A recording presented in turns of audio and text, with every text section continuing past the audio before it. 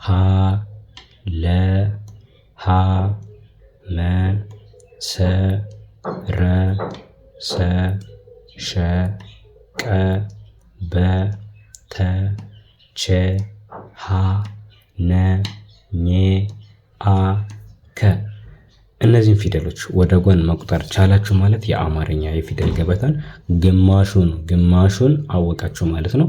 ኦንላይን ደግሞ እናስተምራለን። እስከዛሬ የት ቆይታችሁ ነው? እስከዛሬ ብቻችሁን ስትደክሙ ነበር። አሁን ግን ከኛ ጋር ተማሩ።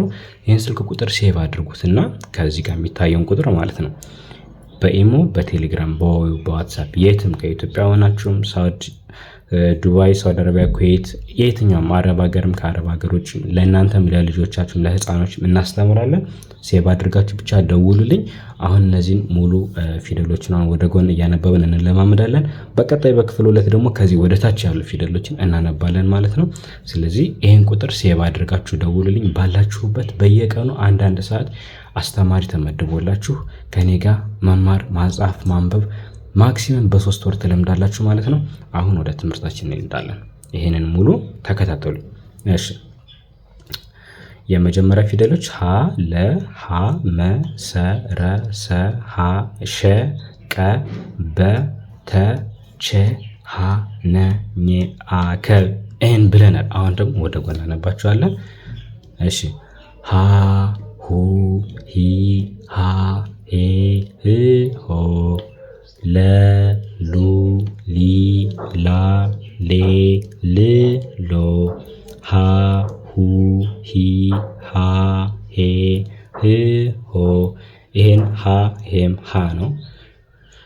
መ ሙ ሚ ማ ሜ ም ሞ ሰ ሱ ሲ ሳ ሴ ስ ሶ ረ ሩ ሪ ራ ሬ ር ሮ ሰ ሱ ሲ ሳ ሴ ስ ሶ ሸ ሹ ሺ ሻ ሼ ሽ ሾ ቀ ቁ ቂ ቃ ቄ ቅ ቆ በ ቡ ቢ ባ ቤ ብ ቦ ተ ቱ ቲ ታ ቴ ት ቶ ቸ ቹ ቺ ቻ ቼ ች ቾ ሀ ሁ ሂ